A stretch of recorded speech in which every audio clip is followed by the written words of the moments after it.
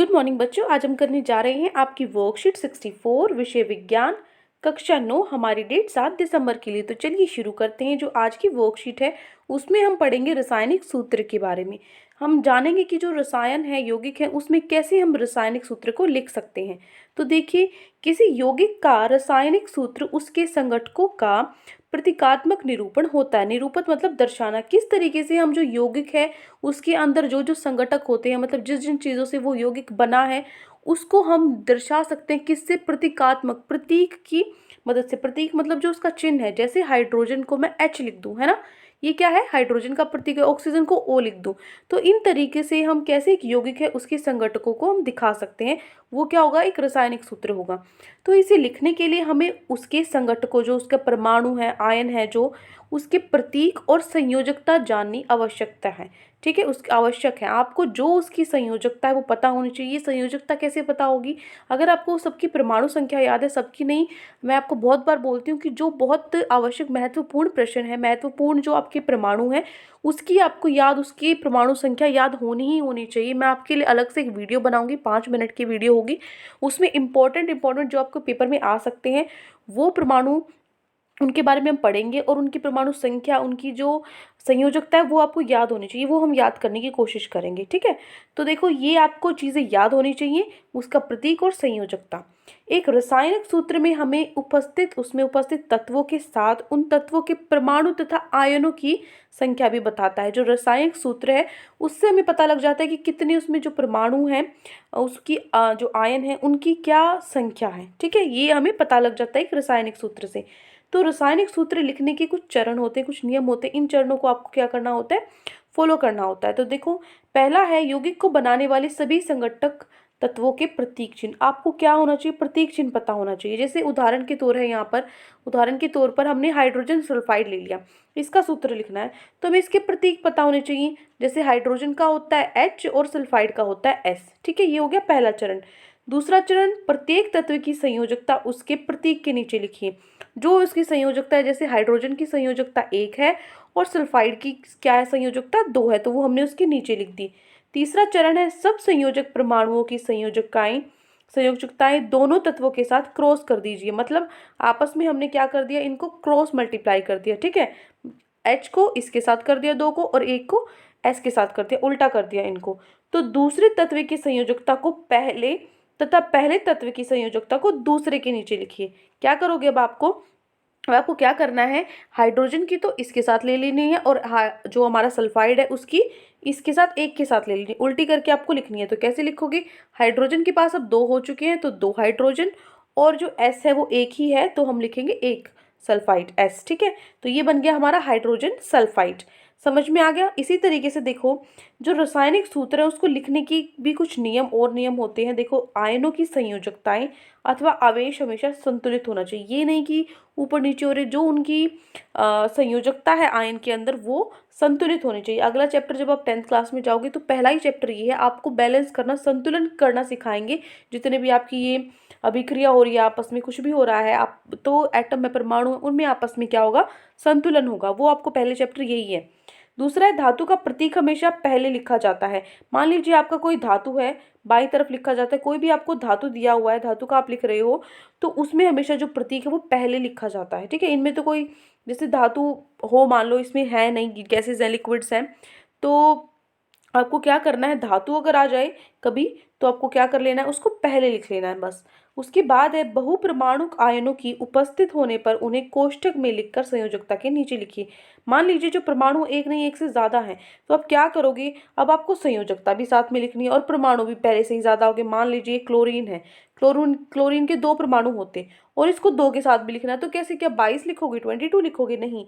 क्या करोगे? क्लोरीन अगर 2 आ जाए और आपको इसको संयोजकता भी लिखनी है तो हम इसको ऐसे लिख देंगे, क्या लगा के? ब्रैकेट लगा के। ठीक है, कोष्टक में लिखकर हम क्या करेंगे? संयोजकता उसको नीचे यहाँ लिख देंगे। ठीक है, तो ये 3 नियम है। अब देखो, पहला तो मैं आपको समझा चुकी हाइड्रोजन सल्फाइड का सूत्र।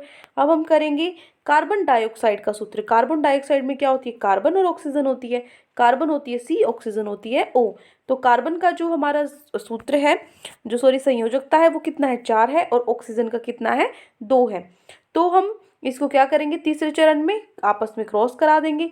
तो कार्बन के साथ 2 हो गया और ऑक्सीजन के पास 4 आ गया। तो अब ये 2 और 4 है, 2 और 4 आपस में कट जाते हैं। देखो ये कटते नहीं है आपस में, ये इसको जिस हम लिखते हैं इस तरीके आपको समझाने के लिए बोलते हैं कि कट जाते हैं। लेकिन ये क्या होता है, जैसे यहाँ पे 2 कार्बन अगर 4 ऑक्सीजन के साथ है तो एक कार्बन 2 ऑक्सीजन एक के साथ ही तो हुई ना, तो हम उसको CO2 ही लिख सकते हैं इस तरीके से। तो ये कटते नहीं है, आपको समझाने के लिए सिर्फ ये तरीका है, तो आप इसको काट के भी कर सकते हो ऐसे, मतलब पेपर में दिखाना मत कटे हुए, आप खुद देख लेना कि भाई कार्बन 2 है, ऑक्सीजन 4 है, तो मैं क्यों ना इन दोनों को 2 से काट दूं और C को क्या लिख दूं मैं, अब C को एक बार लिख दूं और ऑक्सीजन को 2, ठीक है, CO2 मैंने लिख दिया, कार्बन डाइऑक्साइड। फिर है तीसरा हाइड्रोजन क्लोराइड का सूत्र। हाइड्रोजन क्लोराइड, इसमें क्या है, हाइड्रोजन है और क्लोरीन है। तो यहाँ से हाइड्रोजन की जो संयोजकता होती है 1 होती है और क्लोरीन की भी संयोजकता 1 हो जाती है। तो हाइड्रोजन क्लोराइड जो HCl है उसको हम हाइड्रोक्लोरिक अम्ल भी बोलते हैं। तो इनमें दोनों की 1-1 है, तो मैं इसको कैसे लिख सकती हूँ, HCl। फिर आपके पास मैग्नीशियम क्लोराइड का सूत्र।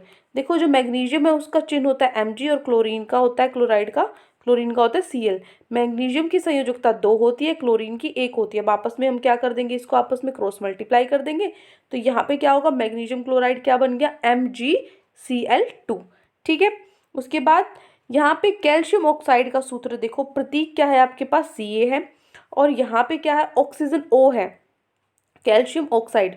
तो कैल्शियम के पास क्या होते हैं, 2 पॉजिटिव होते हैं, ऑक्सीजन के पास क्या होते हैं, 2 नेगेटिव, मतलब माइनस में होते हैं। ऋणात्मक, और ये आपने पढ़ा हो ना, जो आवेश है वो कैसा होता है, घनावेश होता है या फिर ऋणावेश होता है। तो उसके हिसाब से हम इसके यहाँ पे लगाया है। तो आपस में क्रॉस करेंगे, दोनों के पास 2-2 है, तो दोनों के पास 2-2 है, Ca2O2, तो फिर से आप 2 से काट सकते हो, दोनों में 1-1 कट जाएगा, है ना। तो क्या आ जाएगा, सिर्फ CaO आ जाएगा। तो ये क्या हो गया, कैल्शियम ऑक्साइड हो गया। उसके बाद यहाँ पे भी आपको दिया हुआ है, यहाँ हम आयन को देखेंगे, आयनिक यौगिकों के सूत्र कैसे होंगे। तो देखो मान लीजिए आपके पास सोडियम कार्बोनेट है, सोडियम कार्बोनेट का सूत्र क्या होगा, सोडियम Na और कार्बोनेट होता है CO3। यहाँ पे जो सोडियम उसकी संयोजकता 1 होती है और CO3 की संयोजकता 2 होती है। क्यों 2 होती है, देखो जैसे कार्बन और ऑक्सीजन है, कार्बन की संयोजकता 4 होती है, ऑक्सीजन की कितनी होती है, 2 होती है, लेकिन ऑक्सीजन यहाँ 3 है, तो 2 गुना में 3 6 और ये होगी 4, 4 कार्बन की है और 6 ऑक्सीजन की है। तो यहाँ पे ये क्या करेंगी, आपस में 4 तो क्या कर लेंगी, साझा कर लेंगी, लेकिन जो 2 बच गई है ना, वो क्या हो जाएगी, इसकी वैलेंसी संयोजकता हो जाएगी। 6 में से 4 गए, 2 बच जाते हैं, जो वो हमने इसकी संयोजकता लिख ली। अब देखो यहाँ से, अब आप इसको क्रॉस करो, क्रॉस करोगे तो ये क्या होगा, Na के साथ 2 चला जाएगा, Na2, CO3 के साथ 1 चला जाएगा, तो CO3 ही रहेगा। तो ये बन गया सोडियम कार्बोनेट। उसके बाद है एल्यूमिनियम सल्फेट। एल्यूमिनियम सल्फेट क्या होता है, एल्यूमिनियम Al होता है, सल्फेट होता है SO4। एल्यूमिनियम के पास होते हैं 3 पॉजिटिव, 3 प्लस में होते हैं, और SO4 के पास 2 माइनस में होते हैं। तो क्रॉस करोगे इसको तो ये La तो 2 हो गया, और SO4, अब देखो यहाँ पे आ गया, SO4 पहले से ही लिखा हुआ है, और आपको इसको 3 के साथ भी लिखना है, तो क्या 43 लिखोगे, नहीं, हम क्या करेंगे, कोष्टक में लिखेंगे इसको। SO4 है हमारे पास, इसको लिख के हम यहाँ ब्रैकेट लगा देंगे और 3 लिख देंगे, इस तरीके से जाएंगे लिखा हुआ, ये हमारा तीसरा नियम था। तो ये हो गया एल्यूमिनियम सल्फेट। फिर है मैग्नीशियम हाइड्रोक्साइड। मैग्नीशियम हाइड्रोक्साइड को किस तरीके से लिख सकते हैं, मैग्नीशियम होता है Mg, हाइड्रोक्साइड हाइड्रोजन और ऑक्सीजन मतलब OH। तो यहाँ पे जो मैग्नीशियम है वो क्या हो गया, 2 पॉजिटिव हो गया, और OH क्या हो गया, 1 माइनस हो गया। कैसे हो गया 1 माइनस, ऑक्सीजन के पास 2 होते हैं, हाइड्रोजन के पास 1 होता है, 1 बच जाता है, वो 1 हमने यहाँ लिख दिया। तो अब इसको आप क्रॉस करोगे इनको, तो जो मैग्नीशियम है वो 1 ही मिलेगा उसको, और जो ऑक्सीजन है वो 2 मिलेंगे। अब आप कहोगे माइनस प्लस कैसे पता चलेगा, इसके साथ प्लस लगेगा, इसके साथ माइनस लगेगा। तो ये तो मैं आपको अच्छे से समझा चुकी हूँ कि क्या करना होता है, कि जो वैलेंसी है, जो देता है, ठीक है, जो देगा, मान लीजिए सोडियम है 2 8 1, ये एक अपना साथ लेने की बजाय 1 दे देगा, तो जो देता है वो क्या होता है, अच्छा होता है, तो उस पर प्लस का साइन हो जाता है, ठीक है, प्लस। तो इसकी जो संयोजकता होगी वो +1 होगी, इसलिए यहाँ पे +1 या जो भी -2 है, अगर कोई ले रहा है तो उस पर माइनस लग जाती है, ठीक है। अब देखो उसके बाद है एल्यूमिनियम सल्फेट। एल्यूमिनियम सल्फेट में क्या होगा, सॉरी अमोनियम सल्फेट, अमोनियम क्या होगा, NH4 होता है, अमोनियम सल्फेट क्या क्या होता है, SO4। तो यहाँ पे NH4 के पास जो संयोजकता होगी 1 होगी, SO4 की कुल मिलाकर देखी जा रही है यहाँ पे संयोजकता 2 माइनस होगी। तो इसको आपस में क्रॉस करेंगे, ये 2 के साथ हो जाएगा, NH4 है पहले से ही, 4 है पहले से ही तो हम ब्रैकेट लगा देंगे और 2 के साथ उसको लिख देंगे। उसके बाद S4 को एज इट इज़ लिख देंगे क्योंकि ये क्या है, 1 के साथ ही लिखा जाएगा। उसके बाद है कैल्शियम हाइड्रोक्साइड। कैल्शियम क्या होता है, Ca, हाइड्रोक्साइड होता है OH। Ca की संयोजकता क्या होगी, 2 प्लस में, और OH की क्या होगी, 1 माइनस में। तो इसको हम क्रॉस कराएंगे फिर से, तो OH के पास 2 चला जाएगा और 1 कैल्शियम के पास। ठीक है, ये क्या बन गया, कैल्शियम हाइड्रोक्साइड। लास्ट है सोडियम नाइट्राइड, भी इसी तरीके से जो ये बताया गया है इन तरीकों से ही बनता है। ठीक है, अब हम चलते हैं हमारे प्रश्न उत्तर पे। 4 हमें प्रश्न उत्तर दिए हुए हैं। पहला हमारा प्रश्न है, आज बेटा मैं आपके लिए टाइप नहीं कर पाई जो क्वेश्चंस है, तो मैंने अपने हाथ से लिखे हैं, तो आई होप अच्छे से आपको कोई दिक्कत नहीं होगी, समझ में आ जाएंगे। कोई भी दिक्कत है तो आप कमेंट्स में तो मुझसे पूछ ही सकते हैं। ठीक है, सॉरी थोड़ा सा लेट भी हो गया क्योंकि मुझे पहले ही दिन कल ही वीडियो डालनी थी, लेकिन अब जल्दी जल्दी में थोड़ा मैंने कॉपी पे ही लिख दिया, टाइप करने का टाइम नहीं मिला, तो आज थोड़ा सा एडजस्ट कर लेना। अब देखो प्रश्न उत्तर करते हैं। पहला प्रश्न है, एक रासायनिक सूत्र क्या प्रदर्शित करता है। ठीक है, क्या प्रदर्शित करता है, तो उत्तर में आप लिखोगे एक रासायनिक सूत्र हमें उसमें उपस्थित तत्वों के साथ उन तत्वों के परमाणु तथा आयनों की संख्या भी बताता है। क्या बताता है हमें, जो उसमें तत्व है उनके बारे में तो बताता ही है, उसमें जो परमाणु और आयन की संख्या है वो भी हमें बताता है। किसी यौगिक का रासायनिक सूत्र उसके संघटकों का प्रतीकात्मक निरूपण होता है। ठीक है, ये लाइन भी आप लिख सकते हो। तो ये हो गया आपका प्रश्न नंबर 1। फिर चलते हैं हमारे प्रश्न नंबर 2 पे। प्रश्न 2 है, निम्न के रासायनिक सूत्र बनाइए। सबसे पहले है कैल्शियम क्लोराइड, फिर है मैग्नीशियम कार्बोनेट, फिर है जल, और फिर है एल्यूमिनियम क्लोराइड। आप यहाँ से प्रश्न को उतार लेना, मैं सिर्फ आपको आंसर बता रही हूँ। पहले है आपका कैल्शियम क्लोराइड, तो ये देखो, ये उत्तर नंबर 2 कैल्शियम क्लोराइड। कैल्शियम होता है Ca और क्लोरीन Cl। ठीक है, तो कैल्शियम के पास होते हैं 2 प्लस में और क्लोरीन के पास माइनस में, तो ये क्या सूत्र बन गया, CaCl2 हमारा सूत्र बन गया। उसके बाद मैग्नीशियम कार्बोनेट है, मैग्नीशियम होता है Mg और कार्बोनेट होता है CO3, तो यहाँ से ये क्या बन गया हमारा 2 पॉजिटिव, 2 प्लस में हो गया और 2 माइनस में हो गया। ठीक है, तो यहाँ से क्या सूत्र बनेगा, 2 2 है दोनों, मैग्नीशियम के पास भी 2 है और CO3 कार्बोनेट के पास भी 2 है। ठीक है, तो यहाँ से 2 से 2 आपका क्या कर देंगे, हम उसको हटा देंगे और MgCO3 लिख देंगे सीधा सीधा। तीसरा फिर है हमारा वाटर, जो जल है। ठीक है, तीसरा यहाँ पे बेटा आप लिख लेना ऐसे प्रश्न, उसके बाद ऐसे कर लेना। जल है, जल में क्या होगा, H हाइड्रोजन होगा, ऑक्सीजन O होगा। हाइड्रोजन की संयोजकता 1 होती है, ऑक्सीजन की 2 होती है, इनको क्रॉस करा के क्या बन जाएगा, H2O। और तीसरा है हमारा एल्यूमिनियम क्लोराइड। एल्यूमिनियम क्लोराइड यहाँ पे आपको लिख लेना है। ठीक है, जो मैंने जगह छोड़ रखी है, अदरवाइज जो शुरू में अगर आप लिखो, जैसे मैंने लिखा हुआ चारों को एक साथ लिखकर ऐसे आंसर लिखना चाहो तो ऐसे भी लिख सकते हो, और अगर एक एक करके यहाँ लिखना चाहो तो ऐसे भी लिख सकते हो। एल्यूमिनियम क्या होता है, Al, और क्लोरीन क्या होता है, Cl। एल्यूमिनियम के पास 3 प्लस हो जाएंगे, क्लोरीन के पास 1 माइनस हो जाएगा, तो ये इनको हम मिलाएंगे तो क्या बन जाएगा, AlCl3। ठीक है, ये हो गया प्रश्न नंबर 2। ठीक है, फिर हम चलते हैं हमारे प्रश्न नंबर 3 पे। प्रश्न 3 है, निम्न तत्वों से बनने वाले रसायनों के सूत्र लिखिए। नाइट्रोजन और हाइड्रोजन, नाइट्रोजन और ऑक्सीजन, कैल्शियम और ऑक्सीजन, इनसे कौन से जो रसायन है बनते हैं उनके फॉर्मूले आपको लिखने हैं। ठीक है, तो चलो प्रश्न नंबर 3 करते हैं।